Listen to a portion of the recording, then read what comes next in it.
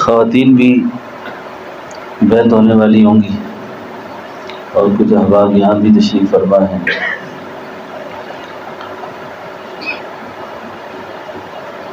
اللہ کو راضی کرنے کی نیت سے،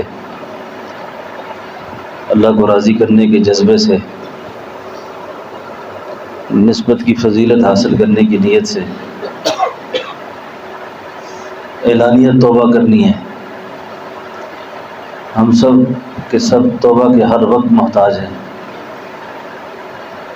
ہر وقت محتاج ہیں۔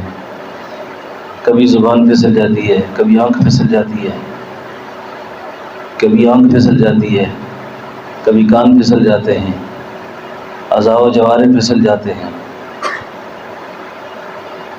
گناگون حالات پیش آ جاتے ہیں جس سے آدمی دینی حالت، ایمان کی حالت نہایت کمزور ہو جاتی ہے۔ ایسی صورتحال میں کوئی بھی مجلس توبہ کی ہو، اس توبہ کی مجلس میں بندے کو شریک رہنا چاہیے اور صدق دل سے اللہ سے معافی مانگنی چاہیے، سچے دل سے معافی مانگنی چاہیے کہ اللہ مجھے معاف کر دے، یا اللہ مجھے معاف کر دے۔ اور جس قدر انسان کی معافی میں دعا کے اندر ندامت ہوتی ہے، عاجزی ہوتی ہے، اللہ اس کو معاف فرما دیتے ہیں۔ تو صدق کے دل سے سب اللہ تعالیٰ کا شکریہ بھی ادا کریں کہ اللہ تعالیٰ نے اس مجلس میں ہمیں جمع کیا جو توبہ کی مجلس ہے، توبہ کی مجلس ہے۔ اور یہ توبہ کئی دفعہ ایسا ہوتا ہے کہ انسان زندگی میں کوئی گناہ کرتا ہے، توبہ کی توفیق نہیں ملتی اور وہ مر جاتا ہے، اور وہ گناہ اس کی زندگی کا آخری گناہ ہوتا ہے، تو کتنے افسوس کی بات ہوگی کہ توبہ کا موقع نہ مل سکا۔ اور کئی مواقع ایسے آ جاتے ہیں، تو اس لیے ہر وقت صبح و شام اٹھتے بیٹھتے استغفار کثرت سے پڑھا کریں، استغفار کی کثرت کرنی چاہیے۔ میں محسوس کرتا ہوں کہ اس وقت فتنوں میں نا بڑا فتنہ گناہوں میں، مردوں میں بھی اور عورتوں میں بھی، جس گناہ کا احساس ختم ہو گیا نا وہ بدنگاہی ہے، اور اس بدنگاہی کی وجہ سے اچھے اچھے لوگوں سے نماز، تلاوت، اعمال وہ رخصت ہو گئے، بالکل اعمال روٹھ گئے ہیں۔ اگر کچھ عمل زور شور کر کے ہو بھی جائے تو عمل کی حقیقت نصیب نہیں ہو رہی۔ اس کی وجہ یہ ہے، یہ جو موبائل میں بھی گند وند دیکھتے ہیں، اس کا بھی ایک شدید قسم کا اثر دل پہ پڑتا ہے، لیکن گناہ اتنے زیادہ ہو گئے ہیں کہ اس کا اثر محسوس نہیں ہوتا۔ وگرنہ اللہ والوں نے بدنگاہی کے فتنوں میں لکھا ہے کہ ایک اللہ والے فرماتے ہیں کہ میری غیر ارادی طور پر کہیں نظر پڑ گئی، غیر ارادی طور پر 10 سال تک اس کی ظلمت دل سے نہیں گئی، 10 سال تک۔ اب جن کا کام ہی صبح شام یہی کام ہو، جو اس قدر بے باک ہو جائے، نہ ظلمت کا احساس نہ نورانیت کا ادراک، دونوں چیزیں رخصت ہے، ظلمت کا احساس ہی نہیں ہوتا، تو ایسے ماحول میں نا ضرورت اس بات کی ہے کہ توبہ مستقل طور پہ کرنی چاہیے، صبح و شام اٹھتے بیٹھتے، کوئی پتہ نہیں زندگی کا آخری جھٹکا کب لگ جائے، اس سے پہلے میری حالت یہ ہو کہ میں کم از کم صاف ستھرا ہو جاؤں۔ تو استغفار کے جو ثمرات ہیں نا، استغفار کی جو برکت ہے، یہ بندے کو دھو ڈالتی ہے، یہ بندے کے گناہوں کو ختم کر کے رکھ دیتی ہے۔ ایک تو کثرت کے ساتھ استغفار پڑھنا چاہیے۔ ایک اللہ والے نے لکھا ہے کہ جب میں اپنی طبیعت میں سستی محسوس کروں، انقباض محسوس کروں، غفلت محسوس کروں تو میں اس کا شکوہ کسی سے نہیں کرتا، میں اس کا تذکرہ کسی سے نہیں کرتا، میں تنہائی میں بیٹھ کر کثرت سے استغفار پڑھتا ہوں، کثرت سے. اور کثرت سے استغفار پڑھنے والا آدمی جو ہے نا، مادی چیزوں میں، اسباب کی دنیا میں اللہ اس پہ رزق کی تنگی نہیں رکھتے. اللہ رزق کی تنگی کثرت سے استغفار پڑھنے والے کے گھر میں نہیں ہوتی، رزق تک نہیں ہوتا اس کا. یعنی جتنی معاشی تکلیفیں لوگ بیان کرتے ہیں، یہ جو استغفار کرنے والے لوگ ہوتے ہیں اللہ تعالیٰ ان سے معاشی تنگی دور رکھتے ہیں ان سے. سید الطائفہ حضرت حسن بصری رحمۃ اللہ علیہ کے پاس لوگ آیا کرتے تھے اور پوچھتے تھے کہ حضرت میری ایک پریشانی ہے. پوچھتے کیا مسئلہ ہے؟ کہتے مجھ پہ قرض بہت زیادہ ہے. تو فرمایا کرتے استغفار پڑھو. ایک آدمی نے کہا حضرت میری اولاد نہیں ہے. فرمایا استغفار پڑھو. کسی نے کہا ہمارے ملک میں قحط آ گیا ہے. فرمایا استغفار پڑھو. بارش نہیں ہوتی. فرمایا استغفار پڑھو. تو رسول اللہ صلی اللہ علیہ وسلم بھی استغفار کو اپنے معمول میں رکھتے تھے اور 70 کا عدد بیان کرتے تھے. حالانکہ 70 کا عدد جو ہے یہ حضور علیہ السلام نے فرمایا 70 ہمارے استغفار کرتے تھے. اور 70 کا عدد جو ہے نا کئی دفعہ اس کے زیادہ کے معنی میں استعمال ہوتا ہے کہ آپ اتنا استغفار کرتے تھے.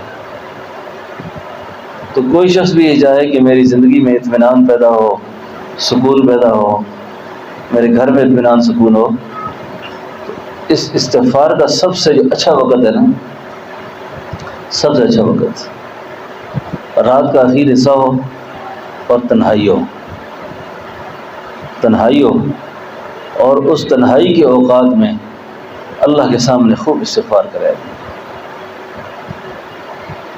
اور ویسے بھی سحری کے وقت جو لوگ استغفار کرتے ہیں ان کی بڑی فضیلت ہے. وبالاسحار یستغفرون. یہ سحری کے وقت استغفار کرنا، رات کے آخری حصے میں استغفار کرنا، رات کے آخری حصے میں استغفار کرنا، نیکی کا عمل کرنے کے بعد بھی استغفار کرنا اور نیکی کی توفیق مانگنے کے لیے بھی استغفار کرنا. ولا حول ولا قوت الا باللہ العلی العظیم. آج عورتیں بھی پوچھتی ہیں، مرد بھی پوچھتے ہیں. بہت غمگین ہیں ہم، بہت غمگین ہیں. غم خود ایک بہت بڑی بیماری ہے. غم ایک بڑی بیماری ہے کہ آدمی کہتے ہیں کہ مجھے غم ہے. اب اس کے سے اندازہ لگائیں آپ کہ نبی علیہ السلام نے ارشاد فرمایا کہ استغفار پڑھنے والا آدمی، یعنی یہ جو تسبیحات لا حول ولا قوت الا باللہ العلی العظیم، اس سے 99 بیماریاں آدمی کی دور ہوتی ہیں. 99. اور سب سے ہلکی بیماری وہ غم ہے. اب ہماری سب سے بڑی بیماری غم ہے. ہم کتنے غمگین ہیں لوگ، آج کتنے پریشان ہیں. پیسے والے بھی پریشان ہیں، غریب بھی پریشان ہیں، مرد بھی پریشان ہیں، عورتیں بھی پریشان ہیں. گوناگون قسم کے حالات نے ہم سب کو پکڑا ہوا ہے اور ہم اسباب کے درجے میں جو علاج تجویز کر رہے ہیں نا، وہ آخر میں بھی جا کے اللہ کا نام نہیں آتا. نگاہ اسباب پر اٹکی ہوئی ہے، فلاں سبب سے ٹھیک ہوگا، فلاں طریقہ صحیح ہوگا، اس طرح کروں گا تو ٹھیک ہو جائے گا، اس طرح کروں گا تو ٹھیک ہو جائے گا. جو اسباب کو اختیار کرنا یہ اچھی بات ہے، لیکن ذاتی زندگی میں انسان کو جو توبہ استغفار سے جو چیزیں حاصل ہوتی ہیں نا، توبہ سے جو چیز حاصل ہوتی ہے، استغفار سے جو حاصل ہوتا ہے، اور کسی چیز سے حاصل نہیں ہوتا. یعنی استغفار بندے کو دھو کے رکھ دیتا ہے. اس لیے ایک تو اپنے معمولات کے اندر نا استغفار کو بڑھائیں، استغفار کو، اور چلتے پھرتے استغفار کریں، چلتے پھرتے استغفار کریں. اور استغفار میں کون سا صیغہ زیادہ مؤثر ہے؟ تو استغفار کے اندر استغفر اللہ الذی لا الہ الا هو الحی القیوم واتوب الیہ. استغفر اللہ الذی لا الہ الا هو الحی القیوم واتوب الیہ، استغفر اللہ الذی لا الہ الا هو الحی القیوم واتوب الیہ۔ خاص طور پر واعظ بیان کرنے والے لوگ، دین کا کام کرنے والے لوگ کسی کو بھی نصیحت کریں، اس نصیحت سے پہلے اپنے آپ کو پاک کریں اور اس یقین سے استغفار کریں۔ فضائل ذکر میں حضرت شیخ نے لکھا ہے کہ یہ جو استغفار ہے نا، استغفر اللہ الذی لا الہ الا هو الحی القیوم واتوب الیہ، سمندر کی جھاگ کے برابر گناہ ہوتے ہیں، اللہ وہ معاف کر دیتے ہیں۔ فرمایا اگر ندامت شامل ہو تو پہلی بار پڑھنے سے ہی گناہ معاف ہو جاتا ہے، لیکن ہم کئی دفعہ ایسا ہوتا ہے کہ پڑھتے ہیں لیکن اس میں ندامت نہیں ہوتی، اور ندامت کا معنی یہ ہے کہ آج میں توبہ کر رہا ہوں، پھر نہیں کرنا میں نے یہ کام، یعنی پھر میں نے یہ نہیں کرنا، یہ نہیں کہ چلو گناہ بھی کر لیتا ہوں پھر توبہ کر لوں گا، گناہ بھی کرتا ہوں پھر استغفار پڑھوں گا، تو کئی دفعہ پھر استغفار کا موقع نہیں ملتا، کئی دفعہ استغفار کا موقع نہیں ملتا۔ تو اس لیے کئی دفعہ ایسا بھی ہے کہ صوفیوں کی بیماریاں ہوتی ہیں، جو اپنے آپ کو دینداری کی صف میں لانا چاہتے ہیں، وہ گناہ بھی کرتے ہیں اور استغفار بھی پڑھتے ہیں۔ وہ کیسے؟ جیسے کسی اجنبی کو دیکھا ہے نا، کسی نامانوس صورت کو دیکھا جس کا دیکھنا اللہ نے حلال نہیں کیا، حرام ہے، اس کو دیکھ کے کہنا استغفر اللہ استغفر اللہ استغفر اللہ، لا حول ولا قوت الا باللہ، لا حول ولا قوت الا باللہ، یعنی یہ شخص یہ خود اس کے اوپر لا حول پڑھنا چاہیے، یہ اللہ کے ان مبارک کلمات کے ساتھ، اللہ کی تسبیح کے ساتھ کھلا مذاق کر رہا ہے، یہ کھلا مذاق کر رہا ہے، یہ کہ ان گناہ کو بھی گناہ سمجھ کے کرتا ہے کہ گناہ ہے یہ، بس یہ صیغے بھی پڑھتا ہے، یہ تسبیحات بھی پڑھتا ہے۔ اس لیے صدق دل سے معافی مانگنا، توبہ استغفار کرنا، اس کو اپنے اوپر ہر وقت لازم کریں، ہر وقت لازم کریں۔ اور جس پریشانی کے زمانے میں ہم گزر رہے ہیں نا، جس دور سے ہم گزر رہے ہیں، یہ تو ہمارے احساس ہی ختم ہو گئے، ضمیر ہی مردہ ہو گئے ہیں، ورنہ جتنی امت مسلمہ جتنی نازک صورتحال سے گزر رہی ہے نا اس وقت، جتنی نازک صورتحال سے گزر رہی ہے، آپ غزہ کے مسلمانوں کو دیکھ لینا، غزہ کے، اللہ اکبر اللہ اکبر، رات دن بمباری ہو رہی ہے، ابھی بھی فضا آلودہ ہے ساری خون سے، اور عجیب ایک کرب ہے، ایک عجیب مشکل میں ہیں لوگ۔ یہ تو اللہ رب العالمین نے یہ چند دن پہلے یہ صفن کانم بنیانم مرصوص کا جو منظر اللہ نے دکھایا نا جی، یہ شکر کا منظر ہے۔ اچھا، جنگ اچھی چیز نہیں ہے، جنگ اچھی چیز نہیں ہے، جنگوں سے تو ملک تباہ ہو جاتے ہیں اس طرح، لیکن جب جنگ آ جاتی ہے، کفر اٹیک کرتا ہے، پھر اس کو اسی طرح سیسا پلائی دیوار بن کر ایسے ہی مقابلہ کیا جاتا ہے۔ ان الذین یحبون الذین یقاتلون فی سبیل اللہ صفا کانہم بنیان مرصوص، اللہ اکبر، بنیان مرصوص۔ اب دنیا کو پتہ چل گیا کہ بنیان مرصوص کیا ہوتا ہے، اس پہ اللہ کا شکر کرنا، اس پہ اللہ کا شکر کرنا، ورنہ چائنا کی کوئی چیز، چائنا کے کوئی چیز بچے بھی نہیں کھاتے، کہتے ہیں یہ چائنا کی ہے، لیکن پاکیزہ ہاتھ جب لگ گئے نا ایمان والے، تو چائنا کو بھی جو ہے نا قیمتی کر دیا انہوں نے، اور رافیل کو فیل کر دیا۔ فرانس کا بنا ہوا، کہتے ہیں یہ فرانس کا بنا ہوا ہے، یہ جاپان کا، یہ امریکہ کا بنا ہوا ہے۔ چائنا کو ہر کوئی مذاق سمجھتا ہے، چائنا کا نام اگر یہ کابلی پٹھان بار چیزیں بیچتے ہیں نا، چائنا ہو تو دور سے کہتا خیر ہے ٹھیک چھوڑ، لیکن تاثیر پیدا کون کرتا ہے؟ اللہ پیدا کرتا ہے۔ اب تاثیر پیدا کر دے تو چائنا میں تاثیر پیدا کر دے، لیکن تاثیر اس کی نہیں ہے، تاثیر اس کی نہیں ہے۔ میں آپ سے ایک اور بات عرض کروں، سالار ٹھیک ہو نا، مدد اس کے ساتھ ہوتی ہے۔ اچھا، یہ جو مدد آئی ہے نا، یہ مدد سالار کے اوپر ہے۔ اچھا، سالار ٹھیک نہ ہو نا، امیر جماعت ٹھیک نہ ہو، امیر قافلہ ٹھیک نہ ہو، نیچے جتنے بھی ٹھیک ہو، مدد نہیں آتی۔ مدد کے لیے سالار کا ٹھیک ہونا ضروری ہے۔ اور جتنے بھی گناہ گار ہیں، کون گناہ گار نہیں ہے؟ کوئی ایسا آدمی دنیا میں ہے جس نے گناہ نہ کیا ہو؟ جی ہے کوئی؟ گناہ تو کرتا ہے انسان، ہوتے ہیں، ہو جاتے ہیں، لیکن جو توبہ ہے نا، استغفار ہے، یہ بندے کی ساری ظلمتوں کو مار کے رکھ دیتی ہے، ختم کر دیتی ہے۔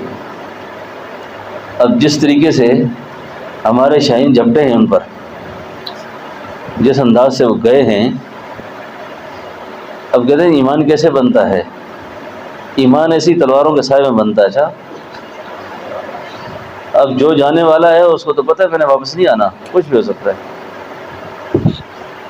کچھ بھی ہو سکتا ہے، اور کچھ بھی ہونا تھا، لیکن ایسے ماحول کے اندر جب آدمی جا رہا ہوتا ہے نا، اس کے ساتھ وہ اللہ کی مدد کے بغیر نہیں جاتا، وہ اللہ کی مدد کو ساتھ لے کے چلتا ہے، وہ اللہ کی مدد کو ساتھ لے کے چلتا ہے۔ تو یہ اللہ نے ہمیں فتح مبین دی۔ اچھا، گری پڑی چیزوں نے وہ کام کیا ہے کہ بڑی بڑی طاقتیں پریشان ہیں۔ ابھی انڈیا کے اندر اتنا دم خم نہیں ہے کہ وہ ہمارے ساتھ بات کر سکے۔ یہ خارش کسی اور کو تھی، یہ خارش کسی اور کو تھی، ان کی خارش بھی ٹھیک ہو گئی ہے۔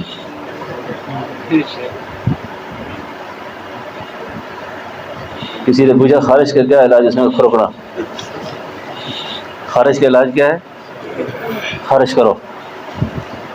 انہوں نے کہا یہ خارش، یہ بڑا متنازع پلاٹ ہے پاکستان کا۔ اچھا، آپ نے لکھا پڑھا ہے کسی جگہ؟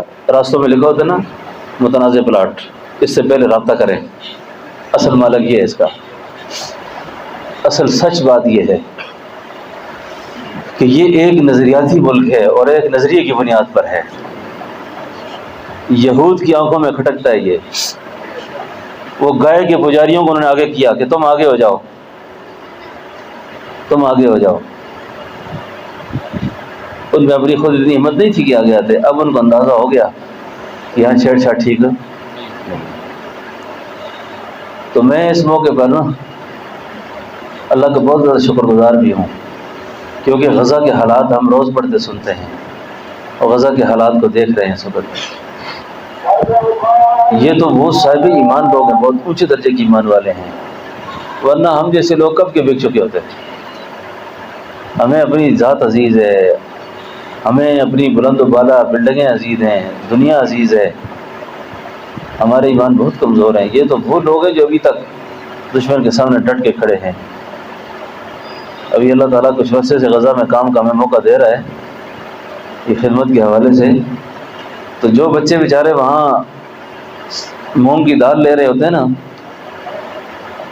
ان کے چہروں میں بھی کوئی ندامت اور پریشانی، غم نہیں ہے اس طرح، اس نازک صورتحال کے اندر بھی، ایسی صورتحال کے اندر بھی۔ اب اللہ تعالیٰ نے وہ جو سعودی میڈیا کی جو بات یہاں نشر ہو رہی ہے نا، اس نے بھی بڑا کمال لکھا ہے۔ اس نے کہا کہ بہت عرصہ ہوا ہم نے مسلمانوں پہ آگ برستی دیکھی ہے، عرصہ ہو گیا نا مسلمانوں پہ آگ برس رہی ہے، یہ پہلا موقع ہے کہ اللہ نے کافروں پہ آگ برسائی ہے اور ہم نے دیکھی ہے۔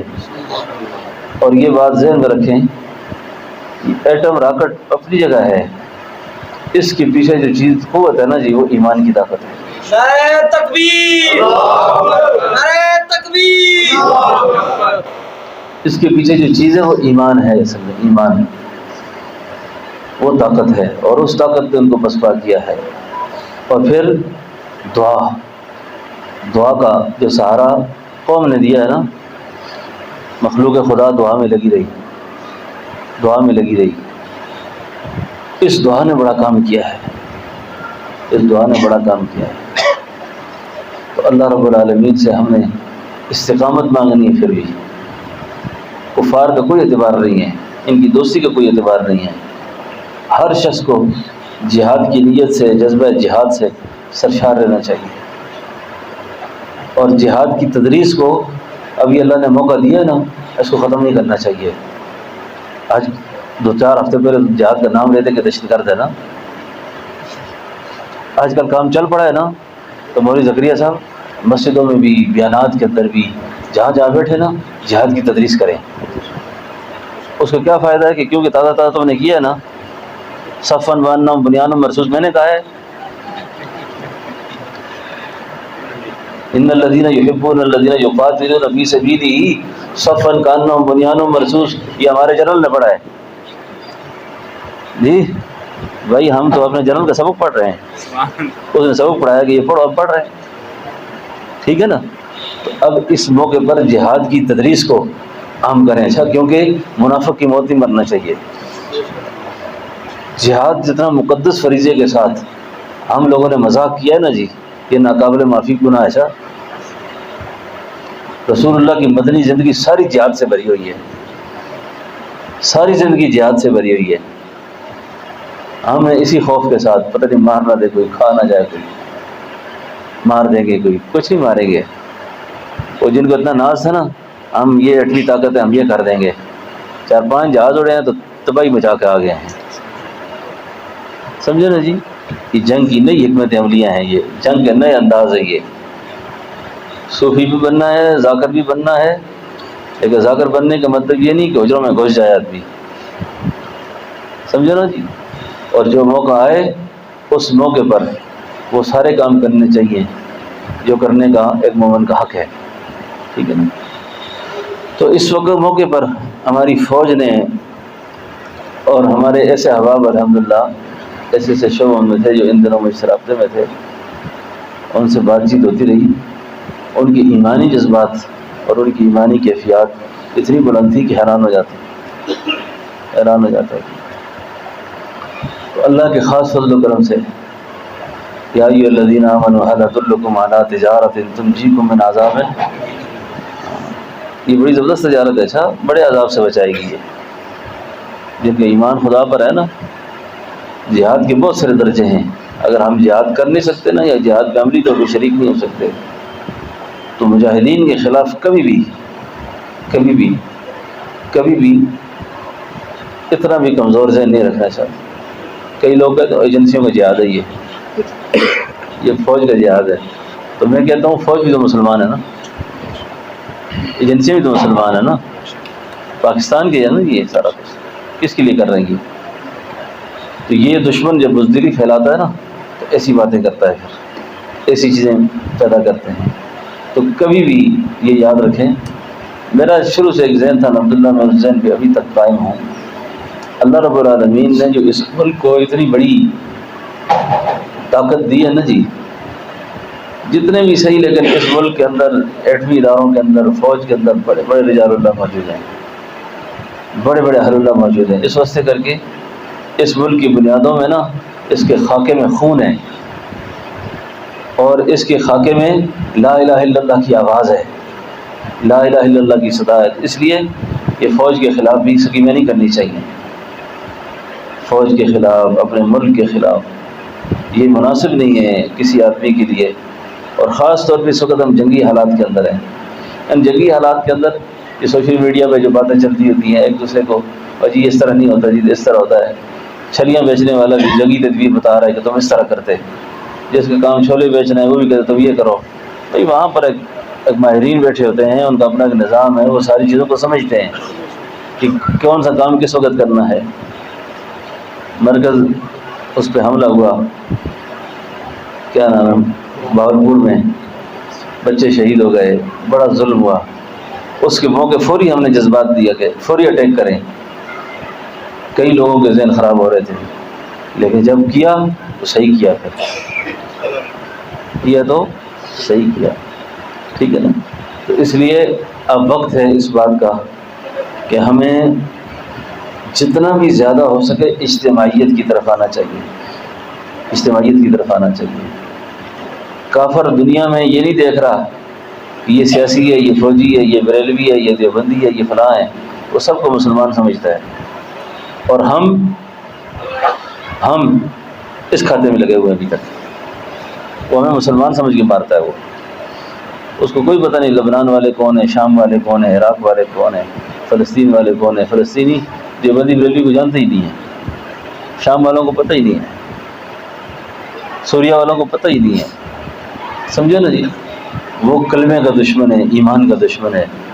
تو اس وقت ایسے حالات میں مسلمانوں کو بہت زیادہ یکجہتی کا مظاہرہ کرنا چاہیے، اتحاد کا مظاہرہ کرنا چاہیے، اپنی محلے کی سطح تک بھی نا بغاوت کی فضا نہیں بنانی چاہیے، بغاوت کی فضا نہیں بنانی چاہیے، اتحاد کی فضا بنانی چاہیے، اور استغفار کو، توبہ کو لازم پکڑنا چاہیے، توبہ استغفار کو لازم پکڑنا چاہیے، توبہ استغفار کو لازم پکڑنا چاہیے، اور اس کی ترغیب اپنے گھروں میں، محلوں میں، ہر جگہ دیا کریں کہ جہاں جہاد ہمارا ہوگا نا جی، اس جہاد کے پیچھے ایمان چاہیے نا، قوت چاہیے، اور جب تک انسان کی باطنی حالت ٹھیک نہ ہوگی اس وقت تک اس کو جہاد کی سمجھ بھی نہیں آئے گی۔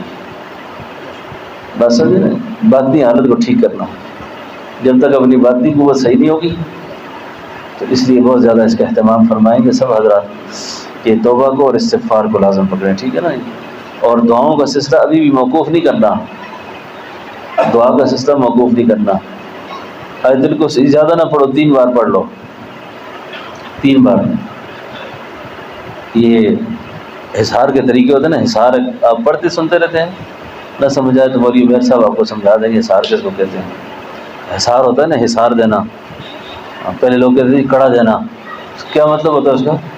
یعنی اپنے ارد گرد تصور کے ساتھ، خیال کے ساتھ، اپنی اولاد کا، اپنے احباب کا تصور کر کے، کیا تصور کر کے کہ یا اللہ ان کو فتنوں سے بچا، ہر باطل قوت سے بچا، اس طرح اپنے ملک کا، اپنی ایٹمی اثاثوں کا، اور اپنے جو میزائل ہم نے بنا کے رکھے ہوئے ہیں اس کا، ان ساری چیزوں کا حصار کرنا کہ یا اللہ یہ دشمن کی نگاہوں سے محفوظ رہیں۔ آج ڈاکٹر قدیر خان صاحب کچھ دے کر گیا نا، تو چھاوڑی بیچنے میں، پاپڑ بیچنے والا بھی کہتا آؤ جنگ کرو، اس کو پتہ ہے ہمارے پاس کچھ ہے، آؤ جنگ کرو، ہم تیار ہیں اس کے لیے۔ ہاں، تو جب آدمی کے پاس، تو یہ اللہ کی طرف سے بڑا انعام ہے، اچھا بڑا انعام ہے۔ تو اس لیے سب کو جہاد کے لیے بھی تیار رہنا چاہیے، اپنے ملک کے تحفظ کے لیے بھی، ٹھیک ہے نا جی؟ پاکستان الحمدللہ کی بڑی نعمت ہے، دیکھیں ہم کھل کے بیٹھے ہوئے ہیں، اللہ کی بات کر رہے ہیں جی، اور پاکستان کی سالمیت ہمیں بہت زیادہ عزیز ہے۔ یہ ہوگا تو ہمارا ملک بھی ہے، ہمارے مدرسے بھی ہیں، ہماری تبلیغ بھی ہے، ہمارا جہاد بھی ہے، یہ ساری چیزیں ہماری محفوظ رہیں گی، ٹھیک ہے نا جی؟ تو اس طرح پیچھے لگے رہے نا، اب دشمن چاہ رہا ہے کہ یہ لگے رہیں، یہ فوج کے خلاف لڑائیاں کریں، پولیس والوں کو ماریں، تھانے جلائیں، اسپتالوں کو جلائیں، روڈ بند کریں، یہ کریں وہ کریں، یہ جتنی سکیمیں بھی ہیں یہ دشمن کی ہیں ساری، یہ سب سکیمیں دشمن کی ہیں۔ وہ چاہتا ہے کہ یہ کمزور سے کمزور ہوتے جائیں، لیکن ہم ایسا نہیں کریں گے، ٹھیک ہے نا؟ ہاں، تو باطنی اعتبار سے توبہ استغفار کا عمل بہت ضروری ہے، اور فی زمانہ جہاد کا جذبہ، جہاد کے لیے اب جو غزہ کا جہاد اس وقت متوجہ ہے، اب ہم وہاں جا نہیں سکتے، تو غزہ کے جہاد کی جو ترغیب ہے وہ ختم نہ ہو، معاشی بائیکاٹ ان کی چیزوں کا یہ جاری رہے، مصنوعات کا بائیکاٹ یہ جاری رہے، ایک نمبر۔ دوسری بات یہ ہے کہ ان کے ساتھ تعاون کا سلسلہ بہت زیادہ ضروری ہے، بہت زیادہ ضروری ہے کہ محلے کی سطح پہ اپنے گھروں میں بیٹھ کے نا 100 50 روپے چندہ جمع کر کے ان بیچاروں کے ساتھ تعاون کیا جائے، ہر مد کے اندر کوشش کی جائے ان کے ساتھ تعاون کرنے کی، ٹھیک ہے نا جی؟ اب میں نے وہاں قربانی کی کوشش کی تھی کہ ہم وہاں قربانی کریں، تو کئی دوستوں نے پوچھا بھی تھا، تو ان کے لیے عرض ہے کہ قربانی کرنا وہاں ممکن نہیں ہے، قربانی کرنا ایسے ادارے پیسے مانگ رہے ہیں جی، اتنے پیسے دیں تو ہو جائے گا، اتنے پیسے دیں تو ہو جائے گا، لیکن ہے کافی مشکل کام ہے، یعنی 10 لاکھ روپے کا ایک بچڑا ہے، 10 لاکھ روپے کا ایک بچڑا ہے، 1.5 من کا، 2 من کا، لیکن اس کی بھی اطلاع یہ ہے کہ تسلی نہیں ہے کہ قربانی آپ کی ہو سکتی ہے یا نہیں ہو سکتی، جنگی حالات ہیں، جنگی حالات ہیں، کیونکہ قربانی کا محدود وقت ہوتا ہے نا، کھانا پینا تو بندہ آگے پیچھے پہنچ جاتا ہے، آج نہ کیا تو 10 دن بعد چلا جائے گا، لیکن قربانی کیونکہ مخصوص دن ہوتے ہیں تو اس لیے کئی ساتھی اگر ادھر ادھر تنظیموں کو پیسے دیں تو قطعاً بالکل نہ دیں پیسے، یہ ممکن نہیں ہے۔ یہ کھانا پینا اور اس طرح کی باقی چیزیں الحمدللہ اس کو ہم خود دیکھ رہے ہیں اور ہو رہا ہے ہمارا کام، اس سے تو تسلی ہے۔ باقی چیزوں میں کوئی ایسا کام نہیں کرنا تو مشکل لگ رہا ہے، کیونکہ وقت کم ہوتا ہے اور اس حالات میں قربانی ممکن نہیں ہے۔ تو بہرحال اللہ تعالیٰ سے دعا ہے کہ ہماری صلاحیتوں کو اللہ استعمال فرمائے، تاکہ کل غزہ کے جہاد کے حوالے سے روز محشر اگر اللہ کے نبی کے ساتھ آمنا سامنا ہو نا، تو وہ اگر ہماری شکایت کریں تو ہم شرمندہ نہ ہوں کم از کم۔ ہم نے ایک دعا کی ہے ان کے لیے، کچھ نہ کچھ کیا ہے، اتنا ہی کر سکتے تھے، کیا کریں اور، سمجھے نا جی؟ تو اس لیے کہ غزہ کے جہاد کو نہیں بھولنا، اس جہاد میں اپنا حصہ ہر اعتبار سے شامل کریں، ضرور شامل کریں۔ ایک بات یہ ہو گئی، دوسرا ان کی مصنوعات کا بائیکاٹ کریں، بالکل نہ لیں ان کی چیزیں، نہیں مرتے ہم کہ ہم نے ان کی چیزیں نہ کھائی تو مر جائیں گے۔ اور یہ ترغیب ایسی عام کر دیں نا، ایسی عام کر دیں کہ جتنا خدا نے ان کو ذلیل کیا، نقصان دیا ہے، اس سے کہیں زیادہ اور نقصان ہوگا ان کو۔ اور یہ صرف ابھی اس جہاد کو، غزہ کے جہاد تک ان کی مصنوعات کا انکار نہیں ہے، ہمیشہ کے لیے ہے۔ ان کے ساتھ ہمارا لاوا داوا کچھ نہیں ہے، ہمیشہ کے لیے کرنا ہے، ٹھیک ہے نا انشاءاللہ؟ بس اب ساتھی جو ہے نا توبہ کے کلمات پڑھ لیں تو پھر انشاءاللہ دعا کر لیتے ہیں۔ اس کو پکڑ لیں، یہ رومال پکڑ لیں۔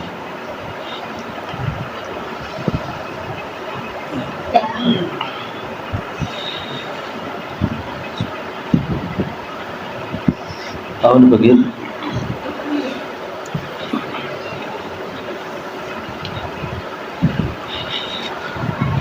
اعوذ باللہ من الشیطان الرجیم، بسم اللہ الرحمن الرحیم، لا الہ الا اللہ محمد رسول اللہ، اشہد ان لا الہ الا اللہ واشہد ان محمدا عبدہ ورسولہ، آمنت باللہ وملائکتہ وكتبه ورسله واليوم الآخر والقدر خيره وشره من الله تعالى والبعث بعد الموت، أستغفر الله الذي لا إله إلا هو الحي القيوم وأتوب إليه، أستغفر الله الذي لا إله إلا هو الحي القيوم وأتوب إليه، اللهم صل على سيدنا ومولانا محمد وبارك وسلم۔ یا اللہ میں توبہ کرتا ہوں کفر سے، شرک سے، بدعات سے، رسومات جاہلیہ سے، توبہ کرتا ہوں حرام خوری سے، حرام کاری سے، چوری سے، چغلی سے، بد نظری سے، تمام برائی کے کاموں سے۔ اے اللہ میری توبہ قبول فرما اور سلسلہ جاریہ نقش بندیہ میں میری اس بیعت کو قبول فرما۔ تمام حضرات کی بیعت ہو گئی ہے، توبہ بھی ہو گئی ہے، جن خواتین نے توبہ کے کلمات پڑھے ان کی بھی ہو گئی ہے۔ بس اب استغفار کو، لا الہ الا اللہ، استغفار، کلمہ طیبہ، درود شریف جی، اور اس کے علاوہ خاص طور پر ہمارے طریقے میں ذکر اسم ذات، اسم اعظم کا ذکر، اللہ اللہ اللہ اللہ اللہ اللہ، اس نام کا زبانی ذکر بھی اور اس نام کا مراقبہ بھی، یہ اس کا خاص اذن ہے۔ یہ اجازت جو ہے نا اللہ جل شانہ نے دوسری وحی میں نبی کریم صلی اللہ علیہ وسلم کو دی، اور نبی علیہ السلام سے یہ دولت سیدنا ابوبکر صدیق رضی اللہ عنہ کو پہنچی، ان سے سیدنا سلمان فارسی رضی اللہ عنہ کو، اور ان سے سینہ بسینہ یہ کے بعد دیگرے میرے پیر مرشد حضرت خواجہ پیر عبدالحی صاحب رحمۃ اللہ علیہ کو پہنچی، اور ان سے یہ دولت مجھ گناہگار کو پہنچی۔ تو میں نے اللہ کے حکم سے آپ تمام حضرات کو سلسلہ عالیہ میں داخل کر کے ذکر اس میں ذات کی، اس میں اعظم کی اجازت دی، آپ کہیں ہم نے اس کو قبول کر لیا۔ بس یہ ہر نماز کے بعد بھی صبح و شام بھی تھوڑی دیر جیسے زبانی کریں نا، اتنی آواز کے ساتھ کہ اپنے کان سنیں، لا الہ الا اللہ لا الہ الا اللہ لا الہ الا اللہ، کم از کم ایک تسبیح اس کی پڑھ لیں، پھر الا اللہ اس کو پڑھ لیں، پھر اللہ اللہ اللہ اللہ یہ پڑھ لیں، پھر آنکھیں بند کر کے دل کے اوپر تصور کر کے اس نام کا مراقبہ کریں، یعنی دل کے خیال کے ساتھ دل میں اللہ اللہ اللہ اللہ۔ جمعہ والے دن سورہ کہف ضرور پڑھا کریں، روزانہ سورہ یاسین شریف پڑھا کریں، اور قرآن کریم آدھا پارہ ایک پاؤ جتنا آپ کو آسانی سے ہو سکے پڑھیں۔ نماز کا جماعت کے ساتھ خیال رکھیں، عورتیں پردے کا خیال رکھیں، غیبت سے جان بچائیں، بے پردگی بے شرمی بے حیائی کے کام نہ کریں، اور یہ جو ٹچ موبائل ہے اس میں گندی چیزیں نہ دیکھیں۔ اپنے ایمان کی سلامتی کے لیے کوشش کریں جتنا ہو سکتا ہے اس موبائل کے فتنے سے دور رہیں، جتنا آپ دور رہیں گے انشاءاللہ اسی قدر آپ کو فائدہ ہوگا، ٹھیک ہے نا۔ اور یہ موبائل کا استعمال انتہائی نقصان دہ ہے، خاص طور پر عورتوں کے لیے تو بہت زیادہ نقصان دہ ہے کہ اس میں غیر محرم صورتیں ان کو دیکھنا شرعاً ناجائز ہے بالکل، اور عورتیں جب ان چیزوں میں پڑتی ہیں تو اس میں احتیاط نہیں کرتی، پھر بے درخت دیکھتی ہے، تو اس کا ذہنی اور باطنی بہت زیادہ نقصان ہے، ٹھیک ہے نا جی۔ اور مردوں کے لیے بھی بہت زیادہ نقصان ہے، ذکر کی توفیق نہیں ہوتی، تلاوت کی توفیق نہیں ہوتی، اس لیے اس کا بھی بہت زیادہ خیال رکھیں، ٹھیک ہے نا۔ ابھی تھوڑی دیر کے لیے آنکھیں بند کر کے دل کے اوپر خیال رکھیں، اور تصور کے ساتھ تھوڑی دیر ذکر کرنا ہے، دل کی زبان میں دل میں اللہ اللہ اللہ اللہ پڑھ رہے تھے۔